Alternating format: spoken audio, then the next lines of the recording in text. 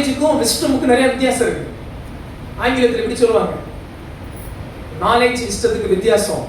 நான் உங்களுக்கு தமிழில் புரியும்படி சொல்றேன். தக்காளி பழண்டு அறிவு சொல்லும், ஞானம் என்ன சொல்லும்னா தக்காளியை என்ன பண்ணக்கூடாதான், ஃப்ரூட் ஜூஸ்ல போட்டு அடிச்சு குடிக்கக்கூடாதுன்னு சொல்லும் ஞானம்.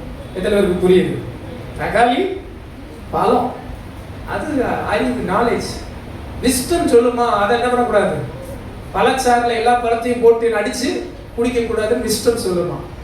அப்ப ஆண்டவர் கொடுக்கிற ஞானம் உலக பிரகாரமானதான அல்ல, நமது வாழ்வுக்கு வேண்டிய, நமது வாழ்வின் காரியத்துக்கு வேண்டிய ஞானத்தை கர்த்தரே தருவார்.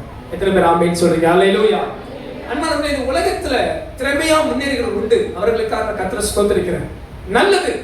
ஆனால் தேவன் உங்களுக்கு ஒரு ஞானத்தை கொடுக்கும் போது அதை விசேஷ வண்ணமாய் தந்து உங்களை உயர்த்தவும் ஆசீர்வதிக்கவும் போதுமானவராய் இருக்கிறார்.